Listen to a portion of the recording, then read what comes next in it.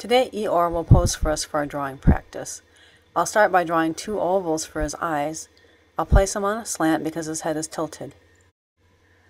Then two curved lines placed like this for eyelids, and two black dots that are filled in and overlapped by the curved lines, which are the eyelids. If you look at the sides of his face, they're actually curved lines that curve around the outside of the eye and then go down a little bit. So they curve around the outside of the eye and then they go down. They kind of mirror each other. And then the nose starts with a little curved line that comes like that, angles and goes into another curved line, and then angles and another short curved line.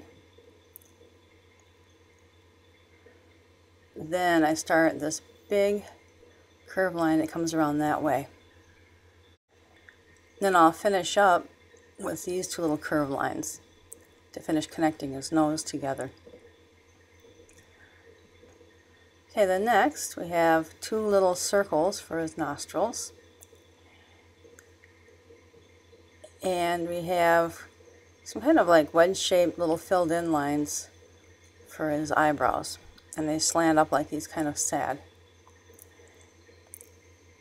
To draw his hair, you draw a bunch of angle lines like that, but they don't have to look exactly like mine. And for his ears, a long sweeping curved line that comes down that way and then goes back up, but it gets farther apart from the other line as it goes up to his head. Then a curved line that joins and come up like that.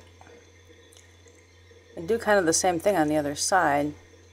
Have a long sweeping curved line and then another line that comes alongside of it, and then just notice where they actually attach at his head. Eeyore is actually supposed to be a stuffed toy, so down the middle of his face he has a line that's supposed to be the seam, and it curves like that. Then two little tiny curved lines for the inside of his nostrils. Now you see where the line attaches, where his little arm comes down. And then here's another line that's kind of parallel to it, but they kind of like curve out and then curve back in. And his foot. And then a couple of other little curved lines. Alright, now the other part of his body comes down. You can see, like the side of his tummy, I guess you'd say. And then this line comes and curves up like that, because that's going to be his foot. Curved line again. It's pretty much all curved lines. And then another line like this because he's sewn together. Alright, now I have to look at the other side of his body and see where the line starts in relation to his face. How it curves out in relation to his face. And then here's another curved line for his little other arm that he's got there.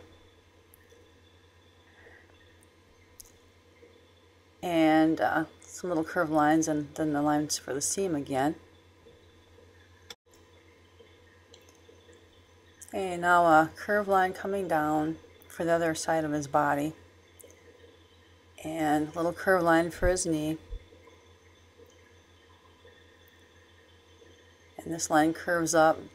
They're just all curved lines. As you can see, I'm just looking at them line by line and drawing the lines. And if you can write the alphabet or write your name, you can actually control your pencil well enough to do the drawing. It's just a matter of seeing where the lines are.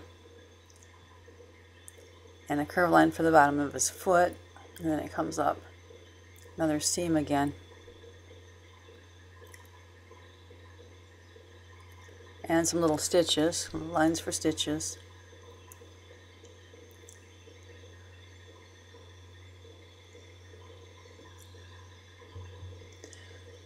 There's only one more thing left.